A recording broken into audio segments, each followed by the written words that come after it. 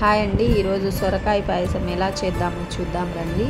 సొరకాయ పై లేయర్ అంతా తీసేసి బాగా ఇలా తురిమి పెట్టుకోవాలండి. లోపల సీడ్స్ ఉండేదంతా తీసేయాలి.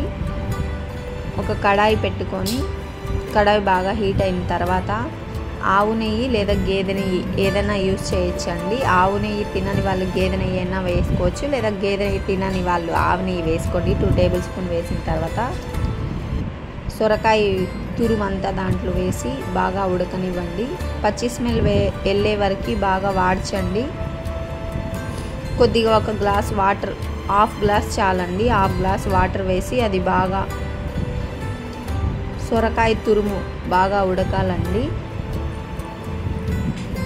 మూత పెట్టేసి ఒక 10 to 15 మినిట్స్ ఉడకనివ్వండి. ఒక పక్కన చిన్న గిన్నెలో సగ్గుబియ్యం నానబెట్టుకోవాలండి 10 మినిట్స్. ఇంకో బౌల్లో పాలు 1/2 లీటర్ వేసుకోండి. పాలు బాగా ఉడకాలండి. చూడండి, ఇది బాగా నీళ్లు ఇమిరిపోయిందండి. ఇంకా కొద్దిసేపు ఉడకాలి. అంతలోపల పాలు బాగా ఉడికిన తర్వాత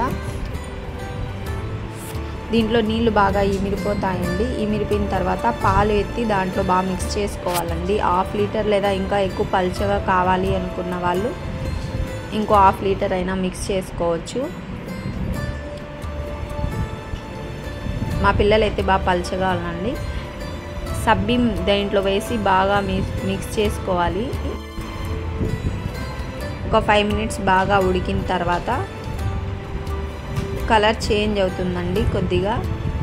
ఇలా అయిన తర్వాత ఇలాచీ పౌడర్ వేసుకోవాలి 2 టేబుల్ స్పూన్స్. ఇంకా ఎక్కువ కావాలి అనుకున్న వాళ్ళైతే ఇంకా ఎక్కువ వేయచ్చండి. నేను చిన్న స్పూన్తో 2 స్పూన్స్ వేసాను అంతే. మా పిల్లలు తినరు ఇలాచీ వేస్తే. బాగా మిక్స్ అయిన తర్వాత బాదం పప్పు, జీడిపప్పు, గుమ్మడి గింజలు కొన్ని, వాటర్ మెలన్ సీడ్స్ అండి, అది బాగా తురిమి పెట్టుకొని దాంట్లో వేసుకోవాలి. సైడ్కి ఒక గిన్నెలో తీసుకొని ఒక బౌల్లో షుగర్ వేసి, షుగర్ వేసినంత వేసుకోండి. ఎక్కువ కావాలి అనుకున్న వాళ్ళు ఇంకా కొద్దిగా షుగర్ యాడ్ చేసుకోవచ్చు. నేనైతే కండెన్స్డ్ క్రీమ్ వేసానండి. ఒకవేళ క్రీమ్ లేదు అన్న వాళ్ళైతే ఇంకో కప్పు షుగర్ వేసుకొని బాగా మిక్స్ చేసుకోండి. 2 మినిట్స్ బాగా ఉడికిన తర్వాత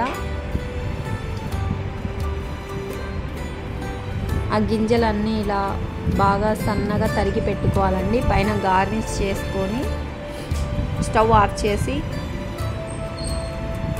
గార్నిష్ చేసిన తర్వాత బౌల్లో వేసి తినేయడం అండి. ఒక్కసారి ట్రై చేయండి.